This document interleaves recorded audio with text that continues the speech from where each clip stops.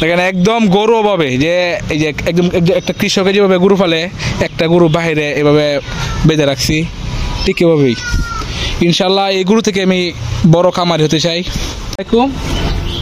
আজকে আমি আসছি গরুর জন্য ঘাস কাটতে। আমাদের জমিতে এখানে বর্ষা হওয়ার পর অনেকই ঘাস হয়েছে, অনেক ঘাস, কিন্তু আমার গরু এই ঘাসগুলো খাইতেছে না। না খাওয়ার কারণ হচ্ছে আমার গরু যে উঁচু জায়গার ঘাস, ঠিক আছে, এইগুলো পছন্দ করে। তো এখন তো এই সবসময় উঁচু জায়গার ঘাস কাটা সম্ভব না, ঠিক আছে। সে কারণে আমি এই দিছি 2-3 দিন এই জমিটা দিছি, গরু দিছি, কিন্তু সবার এই এলাকায় যত মানুষের গরু আছে সবার গরু এখানে খাওয়া দাওয়া করে, কিন্তু আমার গরুই খায় না। তো এখন আমি ট্রাই করছি, খায় না। এখন আমি কি করছি, ঘরে বেঁধে রাখছি, আর এখান থেকে ঘাস কেটে নিয়ে বাড়িতে বনের সাথে মিক্সড করে দিব, দেখি খায় কিনা। না খাইলে আমার কিছু করার নাই, আমি এছাড়া ঘাস খাওয়াতে পারবো না, কারণ আমি যেভাবে গরুকে খাবার দিই সেভাবে গরু খাইতে হবে। গরু যেভাবে খাইতে চায় এভাবে আমি দিতে পারবো না। গরু চায় উপরের খাবার খাইতো, এই উঁচু জায়গার ঘাস, শুকনা ঘাসগুলো যেগুলো আমাদের পানি উঠে না, তো এইগুলা ঘাস কাটা আমার জন্য সম্ভব না, যেহেতু আমি ঘাস কাটা করি নাই। ঘাসের জমি চাষ করলে হয়তো এটা টান জায়গার ঘাস খাওয়াতে পারতাম। এখন আমি এই যাবো, এখন যাইতেছি আমি এই যে কাছি নিয়া, আর এটা নিয়ে যাইতেছি। আজকে অনেক রোদ, আমি দেখাই আপনাদেরকে একটু, যে এখান থেকে কাটবো আমি গাছগুলা। আসলে গাছগুলা খুবই সুন্দর, এই এলাকার সবার গরুই খায় এই গাছগুলো, কিন্তু আমার গরুই খাইতেছে না। না খাওয়ার কারণ হইতেছে, মনে করেন যে আমি এখানে এই যে ভুলটা করছি, এটা হইতেছে আমি গরুকে ফিট খাওয়াইছি। ফিট খাওয়ানোর পরে গরুর মুখে রুচিটা চেঞ্জ হয়ে গেছে, এখন শুধু ফিট ভালো ভালো খাবার খাইতেছে। তো আমি তো এই দেশি গরু, আমার এটা দেশি গরু, এত ফিট খাওয়াইলেও এই বেশি কস্টিউমটা বেশি হয়ে যায়। এই ধরেন 100 টাকা খরচ করলে 70-80 টাকা দুধ আসে, তাহলে আমার লস হয়ে যেতেছে। তো সেক্ষেত্রে আমি আজকে এখান থেকে এই যে এই গাছগুলো কাটবো, কেটে নিয়ে তারপর গরুকে দেবো।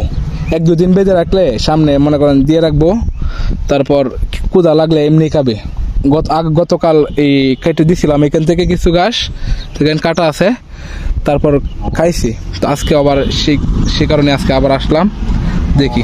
দেখেন আজকে অনেক রোদ বেশি, গরম, গরমের মাঝে আইসি ঘাস কাটতে আইসি। চলেন ঘাস কাটা যাক। এই যে কাচি নিয়ে আইসা পড়ছি, দেখেন এখান থেকে কাটবো। এখানে একটু পানি কম আছে, সে কারণে এখান থেকে কিছু ঘাস কাটবো। এই যে এটার মধ্যে রাখবো কেটে, আর এই ঘাসগুলোই কাটবো। ঘাস কাটা হয়ে গেছে, কমই কাটছি, কারণ যেহেতু খায় না, বেশি কাটলে নষ্ট করে। তো এইগুলো আমি এখন বাড়িতে নিয়ে যাব, তারপর সাথে বন দিব, দুইটা একসাথে মিক্সড করে দিব। খাইলেও সই, না খাইলেও সই, সারাদিন বেঁধে রাখবো এইগুলা দিয়েই। মানে একটা বাংলা একটা কথা বলে না, যে আমাদের গ্রাম অঞ্চলের কথা বলে যে টেলার নাম বাবা, ঠিক আছে, খাইতো নাকি, খাইতে হইব।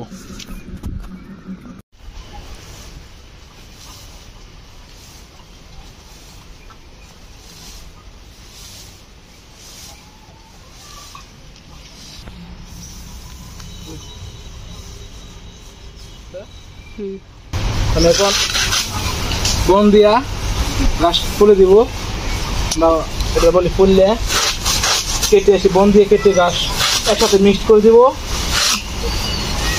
তারপর দেখি খাওয়া দাওয়া করে কিনা। শুধু ঘাস দিলে একটু অরুচি ভাব দেখায়, গরুটা একটু দেখাও। দেখেন 3-4 দিন ধরে খাওয়া দাওয়া নাই কোনো, আমার শরীরে হাড়গুলো দেখা যাচ্ছে। এখন আরও অনেক মোটা তাজা আছি, এখন শুকায় গেছে। দেখি যদি গাছগুলা খায় তাহলে তো আবার ভালো, শরীর স্বাস্থ্য ভালোই বাবা।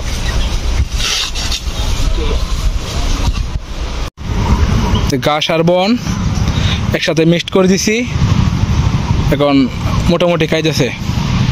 দেখেন 3-4 দিনের গরুর অবস্থা, হাড্ডিগুলো দেখা যাচ্ছে একদম।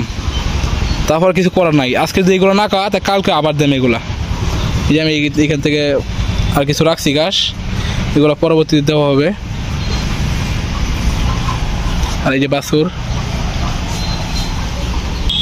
দেখেন একদম গরু অভাবে, যে এই যে একদম একটা কৃষকের যেভাবে গরু ফালে, একটা গরু বাইরে এভাবে বেঁধে রাখছি, ঠিক এভাবেই ইনশাল্লাহ এই গরু থেকে আমি বড় খামারি হতে চাই।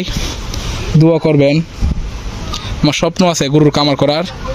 তো আমি এইটা থেকে এই যে একটা বাছুর, এটাও গাই বাছুর, তো আগামী বছরে 2টা হবে। এভাবে আস্তে আস্তে আমি বাড়াইতে চাইতেছি। সবাই দোয়া করবেন। আসসালামু আলাইকুম।